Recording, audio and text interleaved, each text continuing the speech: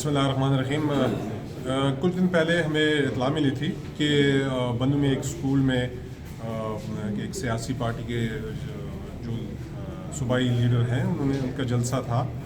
تو اس پہ ہم نے آلریڈی ایک دفعہ ہم نے پہلے بھی کہا تھا کہ کوئی بھی سیاسی پارٹی کسی بھی اسکول میں سیاسی جلسہ نہ کریں، لیکن اس کے باوجود بھی پتہ نہیں ہے، مجھے سمجھ نہیں آتی کہ سیاسی جو پارٹیاں ہیں ان کو تعلیم کی اہمیت کا میرے خیال میں پتہ نہیں ہے، اور وہ بار بار اسی چیز کو وائلیٹ کر رہے ہوتے ہیں۔ تو میں تو یہی کہوں گا کہ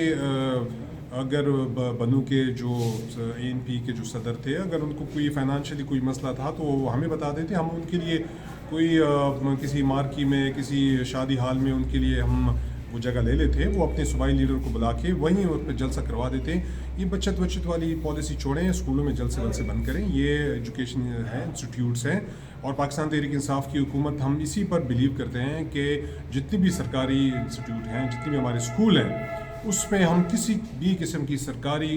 جو سیاسی جلسے ہیں اس کی ہم کسی صورت بھی اجازت ہم نہیں دے سکتے۔ اس اسکول کے حوالے سے یہ تھا کہ ہم نے ابھی اس پر ایکشن لے لیا ہے، اور ہم نے اس متعلقہ اسکول کے جو ہیڈ ماسٹر ہیں، جو پرنسپل ہیں، اس کو معطل کر دیا، اور مزید بھی ہم اس پر انکوائری کر رہے ہیں۔ یہ میں اپنے اس